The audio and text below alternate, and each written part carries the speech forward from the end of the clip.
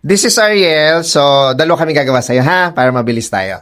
Ano nga ulit gagawin natin? Again, what do you have in mind again? Are we gonna proceed to the one we talked about like, a while ago?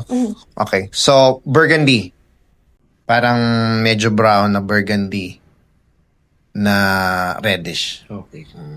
So, are you okay with that color? Wow. English lang siya. Mga pasabot na agent sir sa English.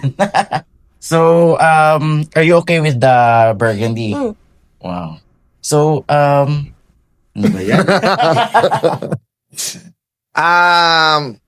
Okay, let's go. Hindi, nag-usap na kami kanina. So, proceed na tayo. Hindi, nagtatagalog. Di ba nagtatagalog ka? Understand.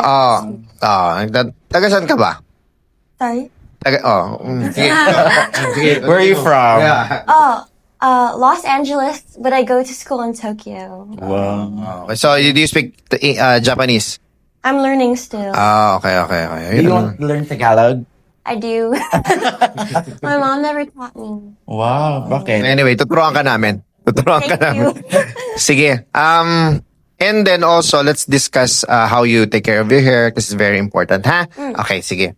Okay? So, hello. Hello. How are you? I'm great. So, how's the all over achieve for your color? I love it. Wow. Perfect.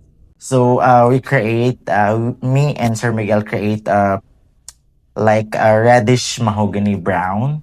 So, as you can see, it's pigmented with the brown and red. So, ang bangs is like mataas siya sa eyebrows. So, maganda siya. The color also is fit for your skin tone. So, maganda siya sa mga ganitong color. Kasi napapansin ko, kanina kasi yung color is like parang grayish.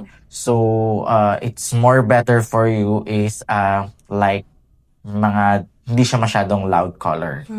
So, and then, we also do treatment para at least mawala-wala yung dry ng yung hair. And also, Sir Miguel cut layers. How was it?